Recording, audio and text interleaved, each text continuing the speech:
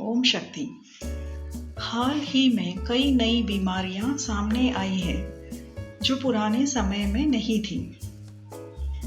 इसका एक सबसे प्रमुख कारण है खाद्य के लिए कृत्रिम खाद और कीटनाशकों का उपयोग। छोटी अवधि में थोक उत्पादन की दौड़ ने ऐसे रसायनों का वापर मजबूर कर दिया है।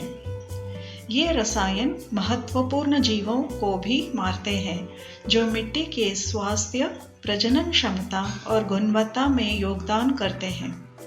इन एग्रोकेमिकल्स के बढ़ते उपयोग के परिणाम स्वरूप जल प्रदूषण होता है और यहाँ तक कि स्वस्थ वायुमंडलीय स्थितियों की गिरावट भी।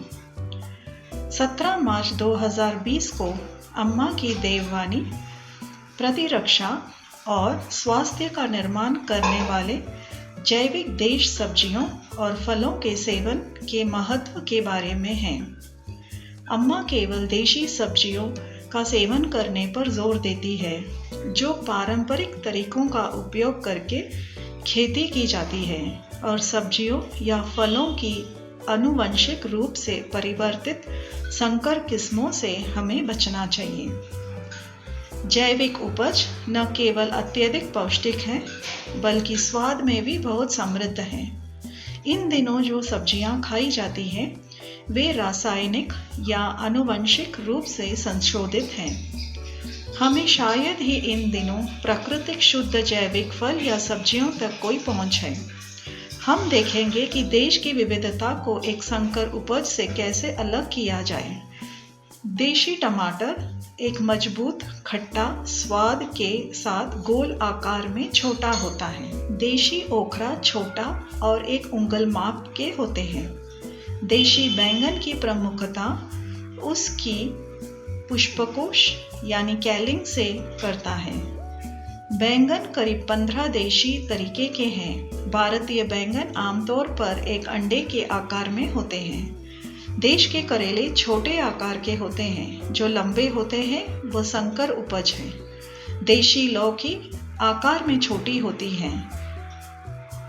पडवल यानी चिचिंडा आमतौर पर लंबे और छोटे दोनों आकारों में उपलब्ध हैं। दोनों में संकर है। हालांकि कुछ गांवों में अभी भी छोटे आकार देशी पडवल या चिचिंडा के बीज उपलब्ध हैं। प्राकृतिक उपज की पहचान कैसे करें? आप सब्जियों, फलों, साग का निरीक्षण कर सकते हैं कि क्या उनमें कीड़ों का पोर्स है। जिन फलों या सब्जियों में पोर्स है वे ज्यादातर रसायनों का कीटनाशकों से मुक्त हैं और उपभोग के लिए सुरक्षित हैं। कीट कृमि मुक्त फल के लिए एक प्राथमिकता न दिखाएं जिससे किसानों को अधिक कीटनाशकों का उपयोग करने में मजबूर करें। एक कार्बनिक फल की त्वचा कुछ ही दिनों में सिकुड़ जाती है जबकि कृत्रिम रूप के उत्पादन बहुत लंबे समय तक ताज़ा होते हैं, चमकदार, ताज़ा और आकर्षक दिखते हैं। ऐसे व्यावसायिक उपज से बचना चाहिए। फलों की बीज रहित किस्मों का सेवन नहीं करना चाहिए। हमें मौसमी फल और पपीता, अमृत, आंवले, ककड़ी, अंजीर और केले का स्थानीय उत्पादन पसंद करना चाहिए। हमें उन फलों से बचना चाहिए जो आयात किए जाते हैं क्योंकि वे रसायनों से लदे होते हैं। हम स्थानीय उत्पाद कहाँ से खरीदें? हमें उन्हें किसानों से सीधे खरीदने की कोशिश करनी चाहिए। जो लोग शहरों में हैं और उन्हें लगता है कि उनके पास स्थानीय उपज नहीं पहुंच सकती है, वे अपने खुद के सब्जी उद्यान बनाने के लिए निवेश कर सकते हैं। जहां बहुत सारे ग्रामीण क्षेत्र हैं, जहां पर्याप्त जगह है और कम शहरी यातायात, अब जैविक खेती के लिए उपयोग किया जाता है। हम वहां से देश किस्म के बीज खरीद सकते हैं। अम्मा के भक्तों के रूप में समाज के प्रति हमारी जिम्मेदारी है कि हम अच्छी पुरानी पारंपरिक प्रथाओं को साझा करें जो सभी को लाभान्वित करें। आध्यात्मिकता सिर्फ मंदिर में जाने और प्रार्थना करने के बारे में नहीं है। यह दूसरों की सेवा करने के बारे में अधिक है और यही अम्मा की पक्ष में है। अम्मा कहती है, बहुत अधिक विज्ञान केवल विनाश का मार्ग प्रशस्त करता है। हम एक ऐसे अवधि में रहते हैं जहां नुकसान हमेशा बाहरी स्रोतों से उत्पन्न नहीं हो सकता है। जो भोजन हम खाते हैं वह हमें परेशानी में डालने के लिए पर्याप्त है। प्रतिरक्षा तभी बनती है जब हम जैविक देशी सब्जियों, फलों का सेवन करते हैं।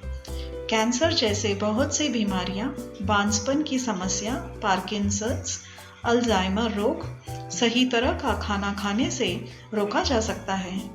कार्बनिक भोजन में मौजूद एंटीऑक्सीडेंट्स एक स्वस्थ हृदय और दृष्टि के लिए बहुत फायदेमंद होते हैं। इस प्रकार अपनी देववाणी में अम्मा ने स्वस्थ रहने के लिए केवल स्थानीय रूप के उत्पादित जैविक सब्जियों और फलों का सेवन करने पर जोर दिया है। ओम शक्ति।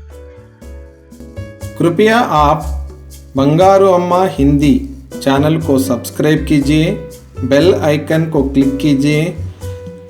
बंगारू अम्मा हिंदी चैनल में आने वाले वीडियोस को फॉरवर्ड कीजिए, लाइक कीजिए और अम्मा का आशीर्वाद पाइए। ओम शक्ति।